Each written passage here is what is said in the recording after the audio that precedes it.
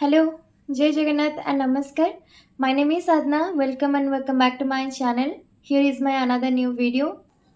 Video start करने से पहले मैं सबको थैंक यू बोलना चाहती हूँ क्योंकि आप सभी ने मेरे वीडियो को बहुत सारा प्यार दिखाया और उसको अच्छे से देखा, उससे कुछ सीखा और बहुत लोगों ने स्ट्रैटेजी भी बनाई है। तो thank you so much to everybody who watch my video and love me. बहुत सारे बच्चों का मेरे पास मैसेज आया था कि हम अभी बिगनर से अभी जस्ट स्टार्ट किया है प्रिपरेशन और कैसे मेंस को एक साथ में प्रिपेयर करें। तो उनको मैं फर्स्ट ये चीज़ बताना चाहती हूँ कि आप जो सिलेबस कंप्लीट कर रहे हो वो भी अल्टीमेटली आपको मेंस में ही काम आएगा। मेंस कोई आउट ऑफ द सिलेबस चीज़ नहीं है। जो सिलेबस आप कंप्लीट कर रहे हो उसका थोड़ा सा अपर वर्जन है मेंस, मतलब जो प्रीलिम्स के लिए पढ़ोगे थोड़े से उससे हाई लेवल का क्वेश्चन यहाँ पे आएगा और उसको थोड़ा सा और ज़्यादा मॉडिफाइड करके वो देगा, पर कोई अलग सा चीज़ नहीं आ जाएगा मेंस के अंदर। ठीक है, तो इतना मेंस के लिए जो डर बैठा है ना मन में उसको निकाल दो। पहले अगर सिलेबस कंप्लीटेड नहीं है तो पहले सिलेबस कंप्लीट करें, उसके बाद जो एग्ज़ाम्स आपको लाइंड अप मिलेंगे उसको ही आप अप्लाई करना। देखो, मेंस के सिलेबस आपको कहीं से भी मिल जाएगा, तो आप पहले सिलेबस को उसको अच्छे से नोट्स बना के वॉल पे या फिर आपके स्टडी टेबल पे जहाँ पे पढ़ाई करते हो वहाँ पे रख लो, क्योंकि आपको रोज़ मेंस के सब्जेक्ट्स को भी देखना है, सिलेबस क्या है उसको कैसे कंप्लीट करना है उसको भी देखना है। ठीक है, पहले उसको देख लो। यहाँ पे मैं सिर्फ आपके साथ स्ट्रैटेजी शेयर करूँगी। देखो, मैं पहले क्वांट की बात कर लेती हूँ। क्वांट में मैंने पहले भी जो प्रीलिम्स का वीडियो में बताया था, अगर आपने अभी तक प्रीलिम्स का वीडियो नहीं देखा है तो प्लीज़ पहले प्रीलिम्स का वीडियो देखना, उसके बाद ही मेंस का वीडियो देखना, तभी आपको अच्छे से क्लैरिटी मिल जाएगी। प्रीलिम्स में के वीडियो में मैंने बताया था कि आप हफ्ते में 3 दिन क्वांट को देना, 3 दिन रीजनिंग को देना अल्टरनेट डेज पे, एंड जो संडे होता है वो सिर्फ मेंस के लिए है, क्योंकि संडे के दिन सारा मेंस का सब्जेक्ट पढ़ना होता है। तो मैं इस वीडियो में और थोड़ा सा इन्फॉर्मेशन ऐड करूँगी कि जो 3 दिन मान लो आप मंडे, वेडनेसडे एंड फ्राइडे पढ़ रहे हो क्वांट को, ठीक है, तो मंडे एंड फ्राइडे सिर्फ प्रीलिम्स को देना और वेडनेसडे जो बीच का होता है उस वो वाला दिन मेंस को देना। तो वेडनेसडे के दिन आपको क्या पढ़ना है मेंस के अंदर, पहले आप एक सेक्शनल मॉक लगाओ। ठीक है, मैं क्यों बार बार सेक्शनल मॉक को इतना प्रायोरिटी दे रही हूँ, क्योंकि आप एक सेक्शनल मॉक लगा रहे हो तो हर टाइप का क्वेश्चन वहाँ पे देखने को आपको मिलेगा।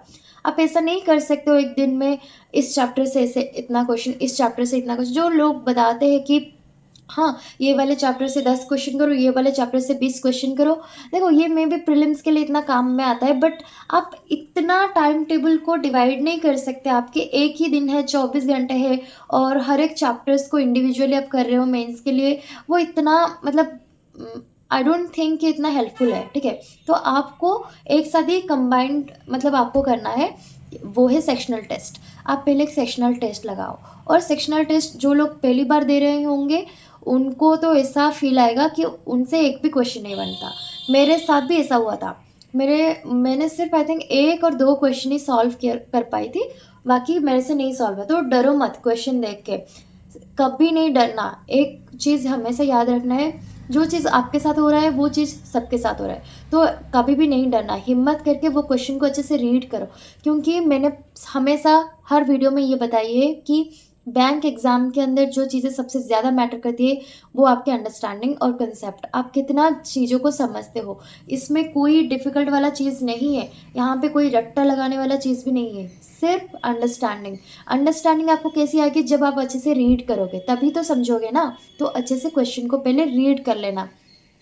जब क्वेश्चन को धीरे धीरे रीड करोगे तो 1-2 बार रीड करने के बाद आपको समझ में आएगा, हाँ ऐसे चैप्टर से इस टाइप के क्वेश्चन आते हैं। ठीक है, तो आपको अभी थोड़ा बहुत तो जब 1-2 सेक्शनल मॉक्स आप लगाओगे तो आपको थोड़ा थोड़ा आइडिया मिल जाएगा कि मेंस के अंदर कैसे क्वेश्चन आता है। ठीक है, उसके बाद फिर क्या करोगे, एक भी क्वेश्चन अगर नहीं बना तो आपको ये करना है, उसका जो सल्यूशन वो भी देगा, थोड़ा उसको देखो, उसको सॉल्व करने की ट्राई करो। अगर आपसे खुद से नहीं बनता देन यूट्यूब पे जाके मेंस के क्लास करो। पहले 1-2 मेंस के क्लासेस कर लो। अगर बहुत ज़्यादा डर लगता है आपको सेक्शनल टेस्ट में तो पहले मॉक, जैसे यूट्यूब पे आता है ना मेंस प्रैक्टिस क्लास, वहाँ पे 2 डीआई के क्वेश्चन, 5-6 अरिथमेटिक के क्वेश्चन, फिर में से कुछ क्वेश्चन ऐसे वो कंपाइल करके एक वीडियो बना दे, वो वाला जो वीडियो होता है वो करो। और मैं वीडियो के लिए आपको हमेशा सजेस्ट करूँगी कि हर्षल सर का मेंस की क्लास दी बेस्ट है। आप उनको अच्छे से मतलब ब्लाइंडली प्रेफर कर सकते हो। हाँ, उनका प्रोज कॉन्स दोनों है। वो बहुत अच्छे से पढ़ाते हैं, बट क्लास के अंदर वो बहुत ऐसे बातें करते हैं बच्चों से, तो कभी भी लाइव क्लास इतना मैं सजेस्ट नहीं करूँगी। रिकॉर्डेड क्लास देखो, जब भी वो कुछ ऐसे बच्चों से बात करते हैं उसको स्किप कर दिया करो, तो आपका टाइम भी सेव हो जाएगा और आप उनके कंटेंट को प्रॉपर्ली यूटिलाइज भी कर पाओगे, ठीक है। और ऐसे करके आपको वीडियो से मेंस के लिए जो वीडियो ज़्यादा हेल्पफुल है, प्रीलिम्स के लिए मैं नहीं सजेस्ट करूँगी। प्रीलिम्स के लिए सिर्फ अगर सेक्शनल टेस्ट और फुल मॉक टेस्ट से भी चैप्टर वाइज टेस्ट से कर रहे हो, well and good, but mains के लिए थोड़ा आपको क्लासेस की भी हेल्प लेनी ज़रूरी है। आपको क्लासेस करने के बाद ही समझ में आएगा कि हाँ, टीचर्स कैसे करते हैं ये जो चीज़ को, तो आप भी उस हिसाब से उसको फिर अप्लाई करना, ठीक है। ऐसे करके आपको हेल्प मिलेगा। और संडे के दिन जो मेंस में पढ़ना होता है वो एक मतलब सुबह इंग्लिश का लगाओगे, बस दिन में लगाओगे क्वांट का, रात में लगाओगे रीजनिंग का, as I have already said in the previous video कि आपको ऐसे करना है संडे के दिन। तो बट हफ्ते में बस संडे को छोड़ के एक दिन मेंस को देना है अभी प्रीलिम्स तक। प्रीलिम्स के बाद फिर अच्छे से देना है, क्योंकि आप अगर क्वांट में 2 दिन प्रीलिम्स को दोगे, एक दिन मेंस को दोगे, ये कोई बुरा स्ट्रैटेजी नहीं है। ये बहुत ज़्यादा आपको हेल्प करेगा। अगर आप ये सोच रहे हो कि हाँ सिर्फ एक दिन पढ़ के कैसे होगा, नहीं, एक दिन आप ये पढ़ रहे हो, क्वांट का मेंस पढ़ रहे हो, और संडे को भी क्वांट का मेंस पढ़ोगे, और फिर रीजनिंग का भी मेंस, क्योंकि मेंस में ऐसे क्वांट में सिर्फ मार्क लाने से तो आपका सिलेक्शन नहीं होगा ना। हर चीज़ को पढ़ना है तो हर चीज़ को इक्वली टाइम देना है। बट हाँ, ऐसे कर सकते हो, अगर कोई चीज़ आपकी बहुत ज़्यादा वीक है और कोई चीज़ आपके बहुत अच्छा, किसी का रीजनिंग बहुत अच्छा है और क्वांट बिल्कुल वीक है, तो वो अल्टरनेट थोड़ा कर सकता है कि रीजनिंग को थोड़ा कम टाइम दे और क्वांट को ज़्यादा। किसी का क्वांट बहुत स्ट्रॉन्ग है और रीजनिंग वीक है, मतलब इस हिसाब से आप खुद सोच सकते हो। बट मैंने जो आइडियल स्ट्रैटेजी होनी चाहिए हर बच्चे के लिए, जो एवरेज है, मैं उस हिसाब से बता रही हूँ यहाँ पे, ठीक है। तो ये रहा क्वांट का। और उसके बाद फिर हम आते हैं रीजनिंग के ऊपर, कि रीजनिंग में हमें क्या करना चाहिए। देखो, रीजनिंग में मान लो आप पढ़ रहे हो ट्यूसडे, थर्सडे एंड सैटरडे, ये 3 दिन आप रीजनिंग को दे रहे हो, तो रीजनिंग में से 2 दिन आप प्रीलिम्स को दोगे, एक दिन मेंस को दोगे, ठीक है। मान लो आप थर्सडे को मेंस को दे रहे हो, और उस दिन आप क्या करोगे, पहले एक सेक्शनल मॉक लगाओ क्वांट की तरह, मतलब बिल्कुल सेम। कोई ज़्यादा मतलब ऐसे कंफ्यूजिंग स्ट्रैटेजी मत बनाओ, तो आप खुद कंफ्यूज्ड हो जाओगे, ठीक है। बिल्कुल मतलब सीधी सादी सिंपल क्लियर स्ट्रैटेजी बनाओ, जो कि आप मतलब प्रैक्टिकली यूज़ कर सको। ऐसे तो स्ट्रैटेजी अगर बनाओगे तो आप कुछ भी बना सकते हो, 24 घंटे से 23 घंटे आप पढ़ रहे हो, बट ये पॉसिबल तो नहीं है ना। तो आप प्रैक्टिकल स्ट्रैटेजी हमेशा बनाओ। तो रीजनिंग के अंदर अंदर अगर आप सिर्फ थर्सडे दे रहे हो मेंस को, तो फिर उस दिन एक सेक्शनल मॉक टेस्ट पहले लगाओ मेंस का, और उसको मतलब सॉल्व करने की ट्राई करो, उसको भी अच्छे से रीड करो, अंडरस्टैंड करो। पजल्स को रीड करो, पजल्स किस टाइप के आते हैं मेंस में, मतलब वो मिक्स करके पजल्स भी देता है, कोडेड वाला क्वेश्चन देता है, ऐसे बहुत सारे क्वेश्चन देता है, उसको रीड करो, अंडरस्टैंड करो। एंड मैं उसके बाद सजेस्ट करूँगी आप मेंस में क्लास कर सकते हो संजय सिंह सर का, जो मेंस का इनपुट आउटपुट वीडियो एंड जो कोडिंग डिकोडिंग, क्योंकि ये ना आपको प्रीलिम्स के बाद आपको टाइम नहीं मिलेगा, तो अभी से आप mains input output and coding decoding को कर लेना, क्योंकि ये चैप्टर से हमेशा क्वेश्चन आता है और क्वेश्चन नहीं बनता है। बहुत सारे टीचर्स से जो आपको फार्मूला वगैरह वो देंगे, उसको बिल्कुल मत देखना, आप फंस जाओगे। स्पेशली पीओ में वो वाला स्ट्रैटेजी कभी काम नहीं करेगा। जो लोग इनपुट आउटपुट के अंदर वो पर्टिकुलर कुछ कुछ फॉर्मूला ऐसे बोलते हैं कि हाँ उसको रट्टा लगा लो और हो जाएगा, ऐसा नहीं होता है। आपको कंसेप्ट को समझना है हमेशा से। तो आप संजय सिंह सर को देखो, वो फ्री में यूट्यूब पे उनका लास्ट ईयर बहुत सारे मतलब क्वेश्चंस के वीडियो है अवेलेबल, आप उनको देखो और अच्छे से आप कंसेप्ट समझ जाने के बाद आप फिर खुद से टेस्ट लगाओ। मैं आपको कभी सजेस्ट नहीं करती हूँ कि आप दिन रात सिर्फ टीचर्स के वीडियो देखो। टीचर्स के वीडियो 1-2 बार देखो, जब समझ में आ जाएगा उसके बाद देखने की कोई ज़रूरत नहीं है, उसके बाद खुद अपने आप से करो। फिर भी समझ नहीं आता है तो वीडियो से करो, बट मेंस के लिए वीडियो थोड़ा सा हेल्पफुल होता है। और इनपुट आउटपुट एंड कोडिंग के बाद आप जो क्रिटिकल रीजनिंग है उसका हमेशा जो एक दिन मेंस को दे रहे हो, वो एक दिन आप क्रिटिकल रीजनिंग को दो, क्योंकि क्रिटिकल रीजनिंग का 1 घंटे का क्लास आपको बहुत ज़्यादा हेल्प करेगा, क्योंकि उसमें से 7 से 8 क्वेश्चन, कभी कभी 10-12 क्वेश्चन भी आ जाते हैं मेंस के अंदर, वो भी पीओ के अंदर भी। तो आप सोच सकते हो कि क्लरिकल के अंदर भी कितना ज़्यादा वो आता है, तो उसको कभी स्किप मत करना, बहुत ईजी होता है, बस थोड़ा सा आप समझ लो तो गेम ख़त्म। आपका हो जाएगा। तो क्रिटिकल रीजनिंग को क्लास करो एंड उसके साथ साथ input output coding decoding and एक पजल एंड सिटिंग अरेंजमेंट का वीडियो देख लो। और उसके बाद आप खुद से भी टेस्ट में जो आपने दिया होगा क्वेश्चन उसको सॉल्व करो। ऐसे करके बस एक सेक्शनल मॉक टेस्ट लगाना है और उसमें से आपको जो जो वीक लगे चैप्टर्स उसका क्लासेस करनी है। और रीजनिंग के अंदर मैंने तो ये भी बता दिया कि कहाँ से करनी है कैसी करनी है, पर क्वांट के अंदर ये आपके ऊपर है किस चैप्टर आपको डाउट आ रहा है, किस चैप्टर में आप अच्छे हो, तो उस हिसाब से कर लेना।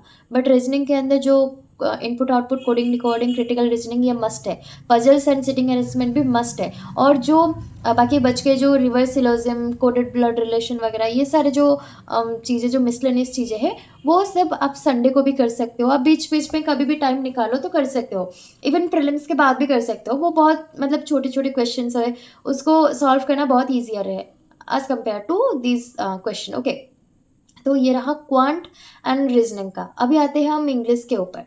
देखो इंग्लिश में मैं पहले से ही बताई हूँ कि इंग्लिश में कोई डिफरेंट स्ट्रैटेजी कभी मत फॉलो करना प्रीलिम्स के एंड मेंस के। इंग्लिश में स्ट्रैटेजी हमेशा सेम होनी चाहिए both for prelims and mains, क्योंकि कोई अलग से क्वेश्चन नहीं आता है।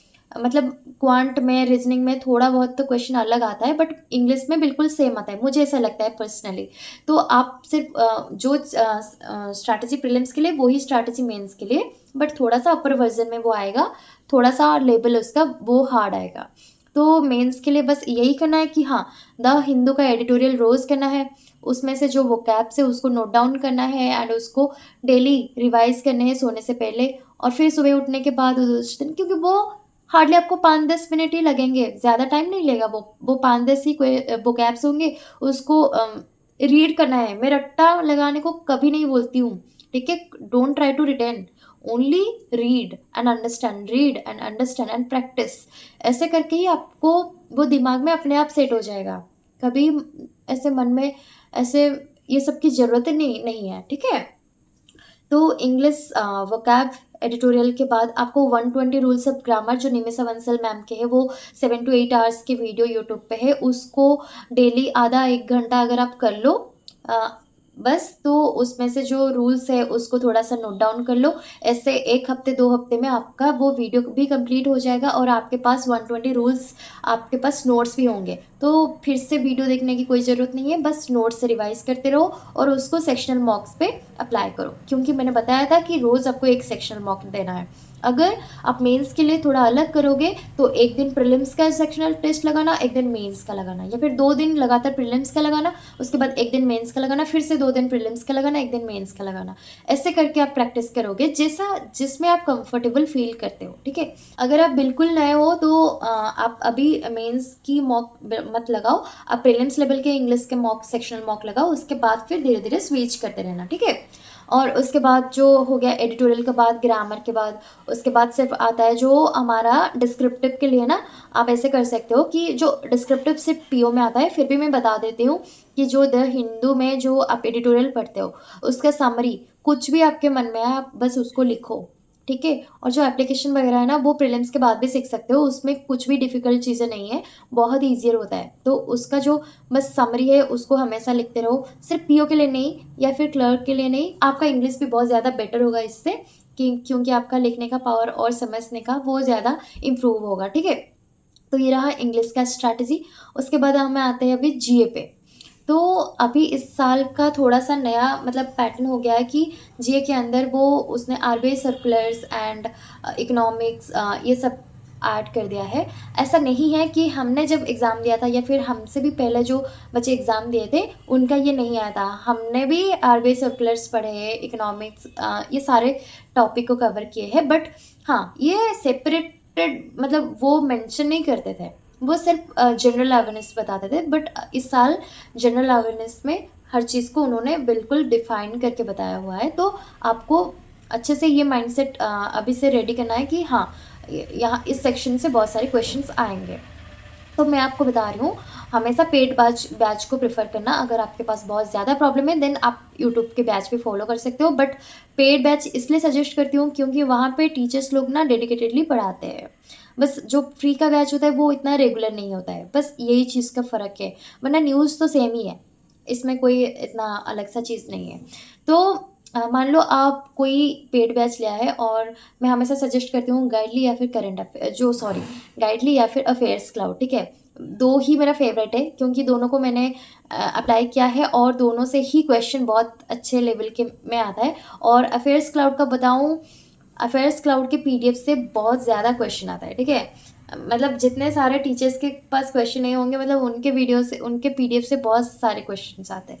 तो अफेयर्स क्लाउड का अगर अच्छे से फॉलो कर लो तो और कोई सोर्सेज की ज़रूरत ही नहीं है।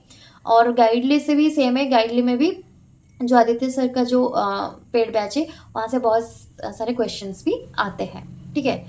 पर कोई भी चीज़ आप कर रहे हो, बस उसको अच्छे से रिवाइज करो प्रॉपरली, ठीक है। टीचर पढ़ाने से कुछ नहीं होगा जब तक आप खुद रिविजन ना करो।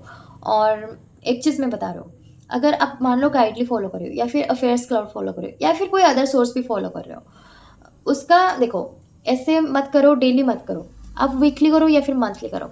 अगर मंथली कर रहे हो तो आप अपने हिसाब से करो, क्योंकि मंथली इसमें तो हर चीज़ को कंपाइल करके उन्होंने दिया होगा, तो उसको वन बाय वन करते जाओ। बट मैं वीकली करती थी, तो आपको वीकली बता रही हूँ कि वीकली कैसे करना है।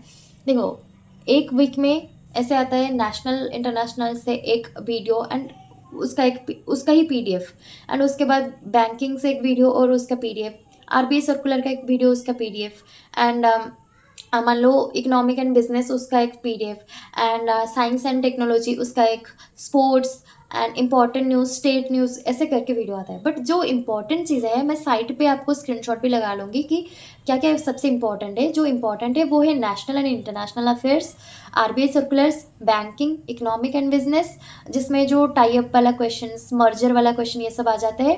एंड उसके बाद आता है साइंस एंड टेक, वहाँ से भी बहुत क्वेश्चन आते हैं, और स्पोर्ट्स से भी क्वेश्चन आता है। जो इम्पोर्टेंट डेज हो गया, नेशनल पार्क्स हो गए, ये सारे जो क्वेश्चन होता है ना, वो मतलब आते तो है, बट ये इतना रैंडम क्वेश्चन आता है कि आप ऐसे नहीं बोल सकते हो कि हाँ ये स्टेट न्यूज़ में है तो उसे इसी से ही क्वेश्चन। देखो, एक साल के अंदर तो बहुत सारे स्टेट में बहुत कुछ होता है, तो ऐसे तो हर चीज़ का आपको, हर स्टेट का आपको याद रखना है ना।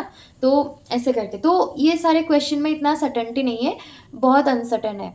बट हाँ, जो 70 to 80% क्वेश्चन आता है वो बैंकिंग से आता है, आरबीआई सर्कुलर से आता है, नेशनल इंटरनेशनल अफेयर्स से आता है, और इकोनॉमी बिजनेस से आता है, ठीक है। ये 4 सेक्शन को अगर आप अच्छे से कर लो तो आपको जो जीए में 70 to 80% प्रॉब्लम आपका सॉल्व हो जाएगा, ठीक है।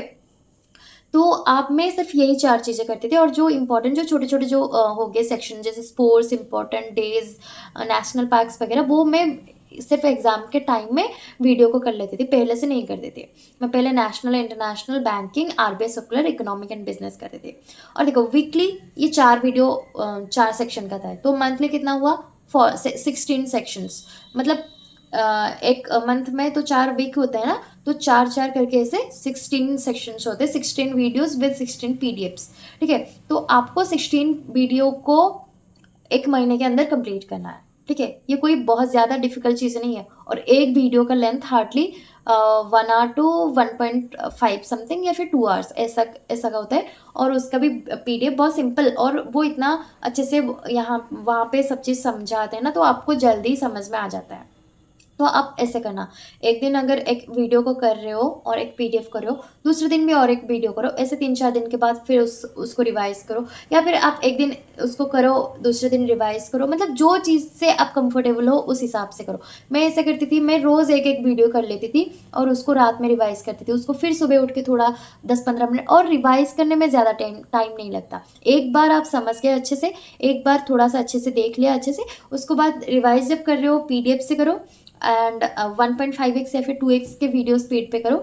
और जब पहली बार देख रहे हो तो वीडियो से ही करना, क्योंकि पीडीएफ से अगर करोगे बहुत सारे बैंकिंग के टर्म्स है जो कि आपको समझ में नहीं आएगा, मे बी अगर आपको आता है तो आप पीडीएफ से कर सकते हो। तो इस हिसाब से आपको पूरा जनरल अवेयरनेस को कंप्लीट करना है। देखो, जनरल अवेयरनेस में मैं लास्ट में इतना ही बताऊंगी, आप कितना भी पढ़ो वो कम ही पड़ेगा। ऐसा कभी नहीं हो सकता कि आप आउट ऑफ मतलब फुल मार्क्स ले आओगे, ऐसा नहीं होगा। अगर आप 15-20 क्वेश्चंस भी जनरल अवेयरनेस में अटेम्प्ट करके आ रहे हो और वो भी बिल्कुल सही, देन आप बहुत अच्छा करके आ रहे हो, ये मानना पड़ेगा। तो आपको जनरल अवेयरनेस के अंदर इतना परेशान मत हो, क्योंकि ये सबके लिए सेम है, आपके लिए सिर्फ नहीं। तो अच्छे से पढ़ो, हर चीज़ को टाइम दो। मे बी बहुत डिफिकल्ट लगता है अभी, बट विथ प्रैक्टिस आपको चीज़ें धीरे धीरे आसान होते जाएंगे। और उस चीज़ का वेट करना। बिल्कुल भी मतलब ऐसा नहीं सोचना तो आपसे बैंकिंग के जो क्वेश्चंस नहीं हो रहे, किसी से भी नहीं होते फर्स्ट टाइम, सब ऐसे प्रैक्टिस करके ही सबसे होता है। ठीक, आप अभी जाओ और पढ़ाई करो, अच्छे से मेहनत करो और पढ़ो, क्योंकि जो टाइम है वो सबके पास लिमिटेड ही होता है। जो प्रॉपर्ली यूटिलाइज करता है वही एग्ज़ाम को क्लियर करता है, जो नहीं करता है वो बाद में जाके रिग्रेट करता है। सो कभी ऐसा टाइम मत आने देना कि आपको रिग्रेट करना पड़े। आप हमेशा अपने खुद पे प्राउड फील करना चाहिए, और वो कैसे होगा, वो आपको अगर आप अच्छे से मेहनत करोगे तभी होगा। तो अच्छे से पढ़ो। तो ये रहा मेरा कंप्लीट वीडियो, एंड इस वीडियो के अंदर हमने बहुत सारी बातें कर ली, एंड आई होप कि आपका डाउट क्लियर हो गया हो। अगर फिर भी नहीं हुआ हो तो प्लीज़ कमेंट डाउन, अगर हो गया हो फिर भी कमेंट डाउन। एंड मुझे अच्छा लगेगा अगर आपको मतलब मेरा स्ट्रैटेजी आपको अच्छा लगेगा अगर आप कमेंट करोगे, then I will feel good. And please मेरी वीडियो को ऐसे ही सपोर्ट करते रहना। Keep watching my video, do like share and subscribe to my channel guys, and keep supporting me. And मैं आपके लिए रोज़ मेहनत करती हूँ, और आप भी मेहनत करना और अच्छे से पढ़ाई करना, और इस साल ही सिलेक्शन लेके हमारे बैंक के अंदर आ जाना। तो मिलते हैं अगली वीडियो में। Till then take care, tata, bye bye.